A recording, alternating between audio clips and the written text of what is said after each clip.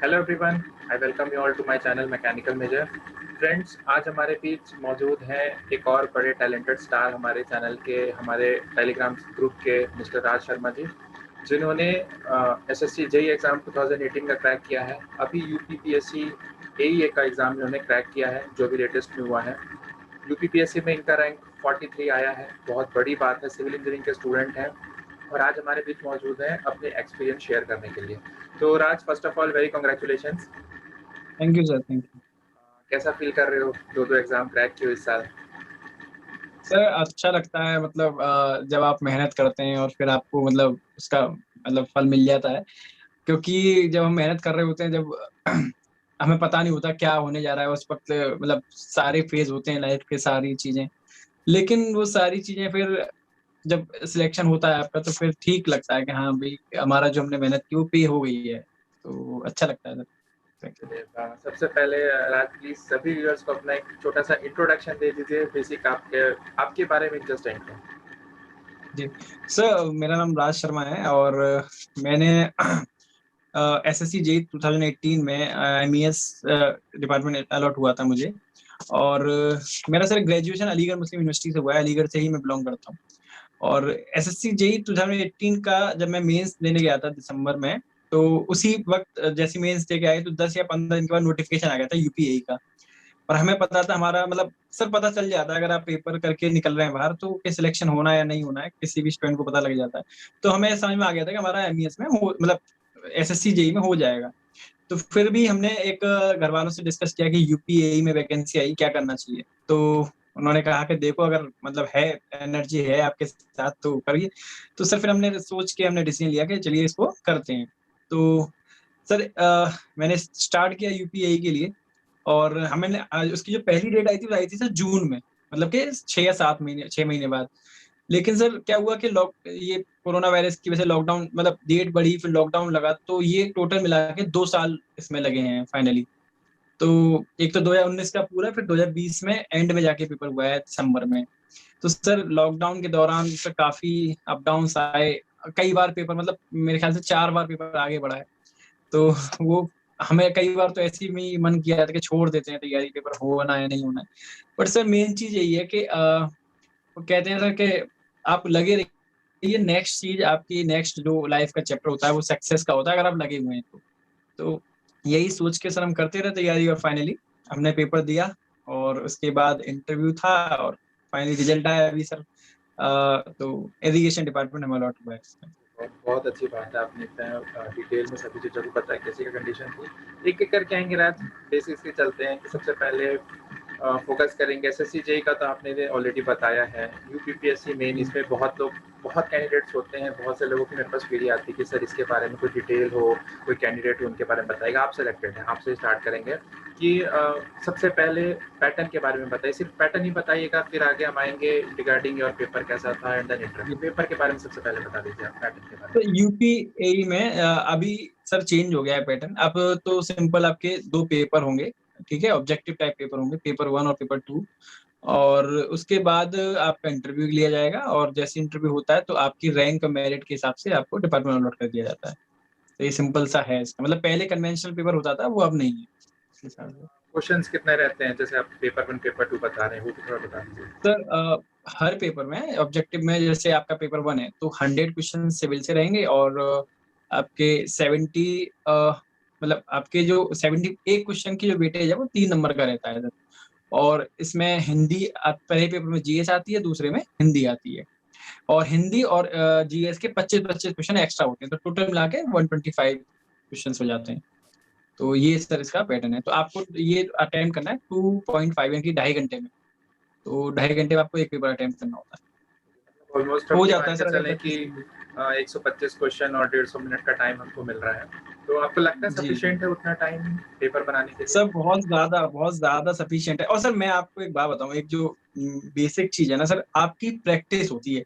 किसी भी एग्जाम को क्रैक करने के लिए आपने उसके पीछे कितना काम किया है, आपका टाइम मैनेजमेंट, ये सब चीज सर आपके पीछे के काम से डिपेंड करती है। अब किसी को, मेरे जानने वालों को, किसी को वो पेपर बहुत लेंदी लगा, है ना। मेरे पास फोन भी आया था पेपर 1 के बाद, जब हम जो रेसिस मिला था 2 घंटे का, तो मैंने फोन खोल लिया था, थोड़ा सा ओपन किया तो कॉल आने लग गए कि अरे पेपर तो बहुत टफ आया।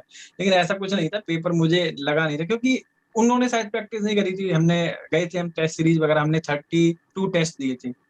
तो कोई भी पेपर टाइम वगैरह जैसे हमारा, सर आप यकीन कीजिएगा 2 घंटे में पेपर हो गया था, मैं मेरे फ्रेंड दोनों का ही, और दोनों ने सेम तैयारी करी थी उसकी। और आधे घंटे बस हमने OMR CT मतलब देखते रहे कि कहीं गोला छोटा बड़ा तो नहीं हो गया, या फिर कोई खाली, तो बस यही करते रहे आज। तो तो काफी बेसिकली समय है कि लगा। अगर प्रैक्टिस अच्छा, आपके क्वेश्चंस प्रैक्टिस्ड हैं, कॉन्सेप्ट्स क्लियर हैं, तो मतलब टाइम सफिशिएंट है आपके हिसाब से। सर बिल्कुल, वो सर कहते हैं ना कि इमारत कितनी मजबूत है उससे पता चलता है कि आपने अंदर कितना काम किया है उसमें। कितनी अच्छी से तो बनी है उसकी। चलिए, बहुत अच्छा आपने एक उदाहरण देके समझाया है। जी। अब आना चाहेंगे रिगार्डिंग पेपर। जैसे आप पेपर दिला के निकले हैं, क्या अंदर ऐसा कॉन्फिडेंस था कि हाँ, मेरा क्रैक हो जाएगा? हाँ सर, जैसे कि मैंने अभी कहा था कि जब भी कोई स्टूडेंट एग्जाम रूम से बाहर निकलता है, उसको पता होता है क्या होने वाला है, कि सिलेक्शन होना या नहीं होना। वो बात अलग है कि वो अपने फ्रेंड या ऐसी बोल दे, लेकिन सच्चाई ये है कि वो खुद जानता है। तो जब मैंने पेपर 1 दिया था, मैं समझ गया था कि मेरा सिलेक्शन हो जाएगा। पेपर 2 में मेरा और अच्छा हो गया, तो मैं फाइनली मैं समझ गया था कि हाँ हो जाएगा। इंटरव्यू भी अगर मेरा ज्यादा अच्छा भी नहीं गया, तब भी मैं सिलेक्शन की उम्मीद है, मतलब कुछ ना कुछ तो डिपार्टमेंट मिल ही जाए। इंटरव्यू हालांकि मेरा ज्यादा अच्छा नहीं गया था, लेकिन फिर भी मुझे आते डिपार्टमेंट हैं ठीक मिल इंटरव्यू, गया। इंटरव्यू में भी आएंगे अभी धीरे से। पेपर, चलिए आपने ऐसा बताया कि पेपर क्रैक आपको लग गया था एग्जाम निकलते कि पेपर क्रैक हो जाएगा। मेरा एक सवाल जी। ये है कि कट ऑफ रिगार्डिंग, जैसे पहले पेपर्स हुए होंगे इस साल भी, जैसे 2019 का भी था, वो फाइनली 2020 में हुआ था। तो ऐसा आपने कोई एक जी। माइंडसेट बना के कहते कि इतना कट ऑफ हो सकता है और मुझे एटलीस्ट इतने से ऊपर ही हमेशा स्कोर कर सोचना है? हाँ सर, हमने ये आपने बिल्कुल सही बोला है कि आपके क्या उम्मीद। तो हमने सर पहले जब हम टेस्ट सीरीज करते थे, तो वहां से एक आइडिया लगा था हमें। हमने ये सोच लिया था कि 550 अगर आपके आ जाते हैं तो सिलेक्शन आपका हो जाएगा। और वही हमने स्ट्रेटेजी देखिए सर, मैक्सिमम तो जितने आ जाए बढ़िया है, लेकिन मिनिमम इतना अटेम्प्ट आपको रखना है कि आपके इतने नंबर बन जाए। तो जब हमने पेपर दिया और घर पे आके कैलकुलेट किए, तो 504 या 505 नंबर बैठ रहे थे मेरे। तो और 50 नंबर में मान के चला था इंटरव्यू में आ जाएंगे 100 में। तो मैंने सोच लिया था कि सिलेक्शन हो जाएगा। लेकिन सर इंटरव्यू में थोड़ा ऐसे ही रहा था, तो इस फिर भी सर अपना उधर स्कोर हमने, सर देखिए ऐसा होता है इंटरव्यू में, तो लक काम करता है। बट आप ना, आपके हाथ में रिटर्न जरूर है, तो रिटर्न में जितनी अच्छी से प्रैक्टिस कर लेंगे, मेहनत कर लेंगे, हमारा स्कोर बन जाता है। तो वही सर बेस रहा था मेरा। जैसे ये तो बहुत अच्छी चीज़ आपने बताई थी कि मतलब शॉर्ट ऑफ रिटर्न ही 80% 90% आपने फोकस करके चले थे। आते हैं थोड़ा जी। सा आगे इंटरव्यू पे। इंटरव्यू जैसा जी। आप हमेशा भी बोलते आ रहे हैं कि इंटरव्यू में थोड़ी सी प्रॉब्लम थी, अच्छा नहीं गया था। जी। एक शॉर्ट ऑफ एक एनवायरनमेंट जैसा बताइए कि कैसा आपने फील किया, आपको क्या लगा कि क्या प्रॉब्लम्स थी, और जो आपके जो जूनियर्स हैं, आगे आने वाले कैंडिडेट्स हैं, उनको क्या एक्सपीरियंस आप शेयर करना चाहेंगे इंटरव्यू का? सर अगर मैं रियलिटी बताऊं, तो मैं ये कह सकता हूं कि इंटरव्यू आपका सर लक पे डिपेंडेंट है। जैसे कि मैं आपको बताना चाहूंगा कि 4 पैनल या 5 पैनल थे सिविल के। तो 2 या 3 नंबर का जो पैनल था, वहां पे सर क्वेश्चन इजी कर रहे थे, कि छोटे छोटे क्वेश्चन के गामा डी या बॉय रेशियो क्या होता है। 1 और 4 नंबर में ज्यादा थोड़े टफ कर रहे थे क्वेश्चन। तो हमारा 1 नंबर में पड़ गया। तो मैंने जो क्वेश्चंस मुझसे जो पूछे गए थे, वो जब अपने फ्रेंड से शेयर किए, तो वो भी कह रहे थे कि यार हम भी नहीं बता पाएंगे क्वेश्चन। तो सर क्या है कि आप उसमें कुछ कर नहीं सकते हैं। इसमें सारा आपकी लक पे है। और कुछ क्वेश्चन ऐसे भी थे जो मैंने बताए थे, पढ़ाई जो करके गया था वो काम भी आई थी। तो अगर मैं वो नहीं पढ़ता, मान लीजिए जो मेरे पास 5-6 दिन का टाइम मिला था, उसमें मैंने पढ़ लिया था, अगर नहीं पढ़ता तो वो क्वेश्चन भी नहीं कर पाता मैं। तो एक ही ऑप्शन रह जाता है स्टूडेंट पे इंटरव्यू के लिए, कि आप पढ़ लीजिए, खाली घूमने से अच्छा है कि पढ़ ही लीजिए, इससे अच्छा तो कुछ तो बोलेंगे। जैसे कि मैंने बताया 4 क्वेश्चन ऐसे थे जो मैंने पढ़ाई जो करके गया था पिछले 5 दिन में, वो मैंने 4 क्वेश्चन का आंसर कर दिया था। तो कुछ ना करने से अच्छा है कि अगर वो 4 क्वेश्चन भी नहीं होते, तो शायद सिलेक्शन भी नहीं होता मेरा। तो इसलिए पढ़ना मेरे ख्याल से सही रहता है इंटरव्यू के लिए। और ऐसा कोई पॉइंट जो आपको लगा कि शायद आपसे वो सॉर्ट ऑफ मिस्टेक हुआ होगा, जो एक्सपीरियंस करके बताना चाहोगे कि बाकी कैंडिडेट ना करें? सर क्या होता है कि मैंने जो इंटरव्यू कर चुके थे 2-3, मतलब हमारा 10 दिन इंटरव्यू चला था, तो 4-5 दिन से मैं फॉलो कर रहा था इंटरव्यू में क्या क्वेश्चन किए आ रहे हैं। कोई क्वेश्चन, कोई बच्चा कह रहा था कि आप जहाँ बैठे होते हैं पैनल में, वो सामने तस्वीरें लगी होती हैं, तो वो तस्वीरें वो पूछ लेते हैं क्या है, कुछ लिखा हो सामने वो देख लो। तो हमने वो सब देख लिया था, कि मैंने ये देख लिया था तस्वीरें किस किस की लगी हैं और क्या चीजें मतलब लिख रही हैं आसपास।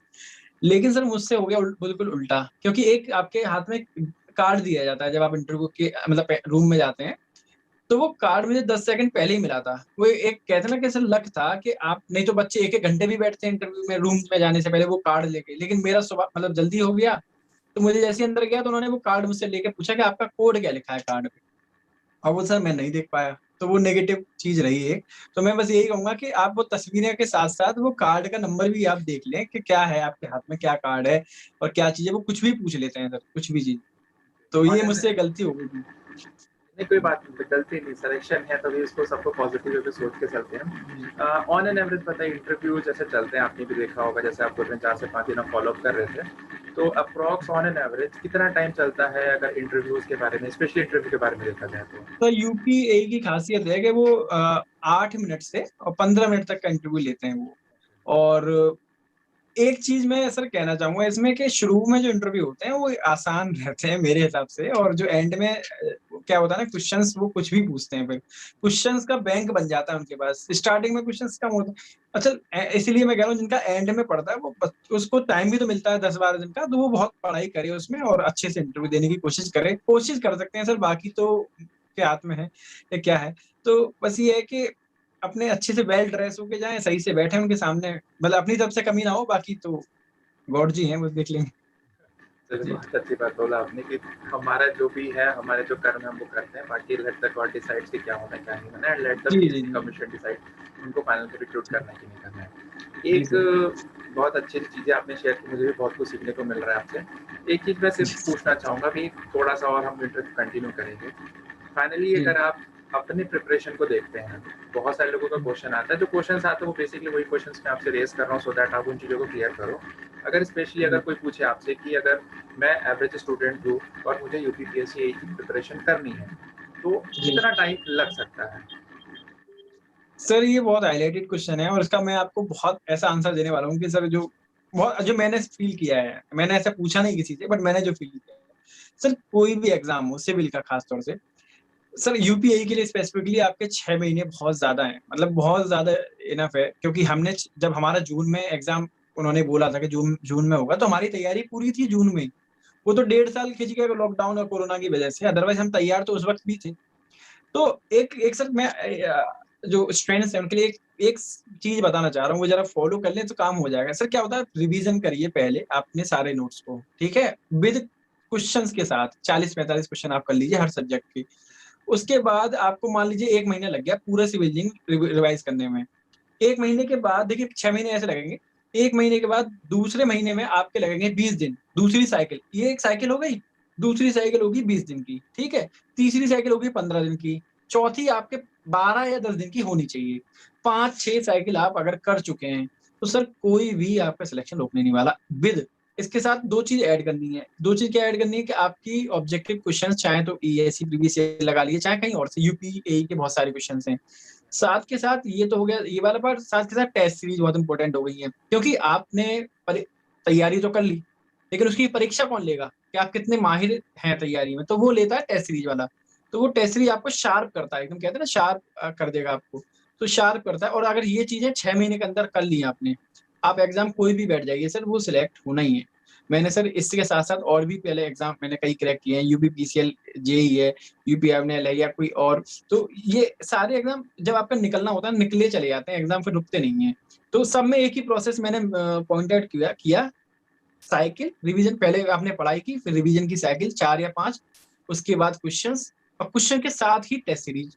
एक टेस्ट डेली दे लीजिए या 2 दिन बाद डेली दे लीजिए, लेकिन करिए जरूर। उसके बाद एग्जाम में चले आइए, आपको मजा आएगा एग्जाम देने में। बहुत अच्छी बात बताई आपने, इतना एन्जॉय होके मतलब एक्साइटेड होके आप बता रहे थे, मतलब डेफ़िनिटली बात में कुछ तो ऐसा दम है। चलिए तो मान ये लेते मैंने हैं सच एक्चुअली में। सर मैंने पूछा पूछा नहीं है, ये मैंने खुद की है ये सारी चीजें। तो और कोई इसलिए चीज सर एक देखिए, बात हमने इंटरव्यू रखा है सो दैट एक सिलेक्टेड कैंडिडेट ही बता सकता है कि पर्टिकुलर उस एग्ज़ाम के लिए किस तरीके की मेहनत की रिक्वायरमेंट होती है।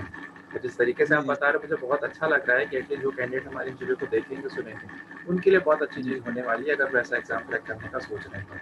ओके, जी राज, सब अब इंटरव्यू कंक्लूजन पे हम लेने को चलेंगे।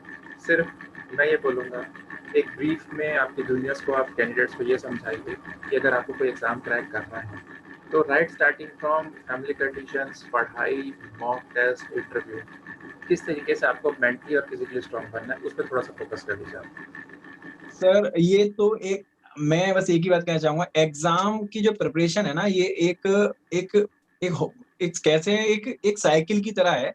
क्या है, इस साइकिल में हर सरकमफ्रेंस पे सारी प्रॉब्लम्स डिसाइडेड है फिर पहले से ही।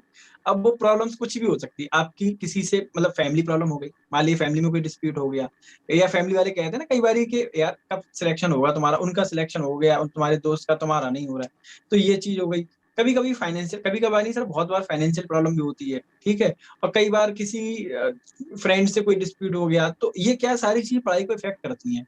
इन चीजों से निकलने के लिए सर मैं एक चीज ही बोलूंगा कि आप याद करिए उस दिन को जब आपके कंप्यूटर पे आप रिजल्ट या मोबाइल पे रिजल्ट देखेंगे, उस दिन और आपका रिजल्ट का सिलेक्शन फाइनल हो जाएगा, तो वो दिन याद करिए। इस दिन को याद मत करिए जब आप आज किसी से कोई प्रॉब्लम में हैं, चाहे मम्मी हो आपकी, चाहे सिस्टर हो, चाहे भाई हो, बड़े कोई भी हो, फादर हो, तो उनसे अभी उनसे कुछ अभी मत कहिए। अभी अपना अपना दिमाग खराब क्यों कर रहे हैं, अभी तो पढ़ाई करिए ना। अभी वो उनका काम है भाई, देखो वो भी आपने उन्होंने आप में इन्वेस्ट किया है, तो वो भी चाहेंगे कि आप मतलब कुछ रिजल्ट आउटपुट दें। तो बस ये सोच लीजिए कि इनका ये काम है, मेरा काम है पढ़ना, ठीक है। और ये जो आज कह रहे हैं, ये उस दिन सब भूल जाएंगे जब मेरा रिजल्ट आएगा, जब मैं सिलेक्ट हो जाऊंगा, ठीक है। और आप एक बात और लास्ट में मैं इतना कहूंगा कि आज जो भी प्रॉब्लम है, पैसे की प्रॉब्लम मान लीजिए, अरे कोई भी नहीं, कोई ना कोई आपकी हेल्प कर ही देगा, किसी से भी कह दीजिए, ठीक है। नहीं करता है तो आप निकलिए, कैसे निकल सके, पैसे की वजह से या फाइनेंस की वजह से आपकी पढ़ाई नहीं छूटनी चाहिए। आप प्रिपरेशन कर रहे हैं, नोट्स वगैरह आ ही जाएंगे कहीं ना कहीं से, कोई इतनी बड़ी बात नहीं है, होती है, ठीक है। लेकिन ये आपका काम है निकलना, अब नहीं निकलेंगे तो फिर कैसे, मतलब मेरा सर यही है, हालांकि बहुत बड़ी प्रॉब्लम होती है ये, लेकिन इस चीज की वजह से ना रोके पढ़ाई कभी। और भी प्रॉब्लम्स हैं तो एक ही चीज है कि सबसे ज्यादा अहम है, आपने बचपन से पढ़ाई, 10th किया, 12th किया, फिर ग्रेजुएशन किया, डिप्लोमा भी करते हैं कुछ, तो मैंने भी डिप्लोमा किया। आप सोचिए इतनी सारी मेहनत करी, इतना सब कुछ किया, और हम आज छोटी सी बातों पे अपनी पढ़ाई को डिस्टर्ब कर लेंगे? नहीं सर, नहीं, ये गलत बात। आप सिर्फ पढ़ाई करिए और आप सिलेक्ट हो जाएंगे। आप यकीन कीजिए सर, उस दिन जब याद करेंगे कि यार उस दिन मेरी उस भाई से कोई दिक्कत हुई थी, या पैसे की वजह से उस वक्त आपको हंसी आएगी सर, जब आप साथ सिलेक्ट हो जाएंगे। ये मेरे संग हो रहा है आजकल, जब मैं याद करता हूँ इस भाई से तो मेरा ये हुआ था, उस टाइम पे 2 दिन खराब हुए थे पढ़ाई में, आज वो मेरे से मतलब सर सर कह के बात कर रहे हैं। तो ये सारी चीज आपको मोटिवेट करेगी इस टाइम पे, आप याद करिए इस दिन। अच्छी बात बताई आपने कि मतलब लाइफ में बहुत बड़ा कहना चाहिए कंक्लूजन बताया है कि चाहे कुछ भी हो जाए, पढ़ाई कंटिन्यू रहनी चाहिए, the show must go. Okay, जी फिर सर। आज चैनल पे जुड़े, अपना कीमती टाइम दिया उसके लिए बहुत बहुत थैंक यू। सर एक चीज मैं बस ऐड करना चाहूंगा, थोड़ा हो जाएगा कि कभी कभी क्या होता है कि आप जब पढ़ते हैं, ये मेरा खास तौर से स्टूडेंट्स के लिए है, जो कि मैंने किया है, आप ना करें मैं ये गलती, कि आपने आज अगर कोई भी एक सब्जेक्ट पढ़ा, उसमें कोई चीज भूल गए आप पढ़ते में, तो आप मेरा भरोसा कीजिए, आप खुद आप मेरे पे मत करिए, आप खुद यकीन करना, जब मेरी बात सच होगी आपको खुद यकीन हो जाएगा कि वही चीज आप दोबारा भूलेंगे। ये तय है, क्योंकि ये दिमाग का खेल होता है कि जो आज आपने भूला है वो अगले बार भी भूलेंगे, और उससे अगली बार भी भूलेंगे, ठीक है, यही चलता रहेगा। तो हम क्या करें, इससे ये करें, इसका एक ट्रिक है, वो मैंने किया था। ट्रिक क्या है कि उस चीज को एक पेज पे लिख लें, ठीक है, और लिख के दीवार पे चिपका दें। हर सब्जेक्ट का एक पेज बना, ज्यादा नहीं, आप ऐसा तो है नहीं पूरा सब्जेक्ट भूल जा रहे हैं, कुछ ही चीज होगी जो भूल रहे हैं, उसको लिख के आप चिपका, सब वो देखो पीछे वो लिख चिपकी हुई है ना सब। तो ये सब मैंने किया था अपने, हालांकि अब छुड़ा दिया है मम्मी ने, लेकिन ये सब मैंने किया हुआ है। तो आप लिख के और उसको चिपका दें, और डेली मतलब जैसे आप पढ़ते पढ़ते थक गए तो ऐसे देख लिया, चाय पीते में देख लिया उसको, दीवार को अपनी, तो आप यकीन करना सर वो चीज एग्जाम में नहीं भूलेंगे, और आप नहीं भूले तो आप औरों से आगे हो जाएंगे, आपका सिलेक्शन हो जाएगा। तो ये एक मैं बताना चाह रहा था। बहुत अच्छी चीज़ बताई आपने, ये तो बहुत लोग फॉलो करते हैं, और जो जिस तरीके से आपने समझाया बहुत अच्छा लगा जी। कि एटलीस्ट लोगों को और भी चीज़ें उनके दिमाग की बत्तियाँ और अच्छे से जल जाएगी ये सब करके। ओके, तो सर तो मैंने यहाँ पे ये इसलिए बताया था कि सारी चीज नहीं लिखनी है, सारी चीज दीवार थोड़ी पेंट करना है आपको, सिर्फ उन चीजों को जो आप भूल रहे हैं बार बार, उनको लिखो और आप करिए, ठीक है। राज, थैंक्स फॉर जॉइनिंग, बहुत कीमती समय जी दिया आपने। एंड वंस जी again congratulation, last but not the least, एक छोटा सा सिर्फ क्वेश्चन आपसे रहेगा, एसएससी जेई की यूपीएससी की, यूपीपीएससी यही सॉरी। सर, यूपीपीएससी यही करेंगे क्योंकि रैंक बड़ी है, यही है, तो वो सर करेंगे। पोस्ट बड़ा है, रैंक बढ़ी है, सैलरी ज़्यादा है, नो जी इश्यूज। होम स्टेट है सबसे पहली चीज़। जी सर, और यूपी में रहेंगे, ये थोड़ा सही है बहुत इससे। अच्छी बात है, बहुत हमको भी सुन के बहुत अच्छा लगता है, प्राउड फील होता है, एसएससी क्लियर किया आपने, पीछे इसका ए क्लियर किया, बहुत बड़ी बात होती है आपके लिए भी, आपके पेरेंट्स के लिए भी, जितने आपके फ्रेंड्स हैं उनके लिए भी कि हाँ हमारे दोस्त ने फलाना एग्जाम क्रैक किया है, बहुत बड़ी बात होती है। जी, तो thank Raj, you. Thanks for joining in our channel and giving your valuable time. So friends, ये थे हमारे मिस्टर राज शर्मा जी।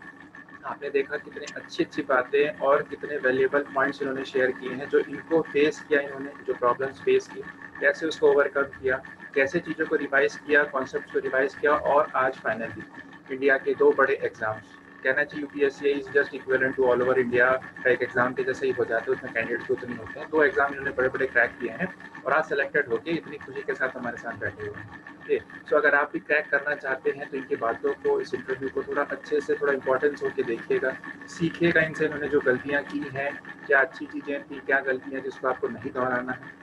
इंटरव्यू लाने का सेंस सिर्फ फ्रेंड्स यही होता है कि जो हमारे सेलेक्टेड कैंडिडेट्स हैं वो एक्सपीरियंस शेयर करते हैं, तो वो बताते हैं कि क्या चीज़ें हमको करनी है, क्या नहीं करनी है, सो दैट आपका सिलेक्शन बहुत अच्छे से हो जाए। Okay, so Raj once again very much thank you. और जो हमारे कैंडिडेट चैनल पे नए हैं, चैनल को सब्सक्राइब जरूर कर लेना, because informative videos, government job से रिलेटेड इन्फॉर्मेशन और ऐसे ही हमारे एक्सपीरियंस कैंडिडेट स्टार्स के साथ इंटरव्यू हमेशा मैं आपको लाता रहूँगा।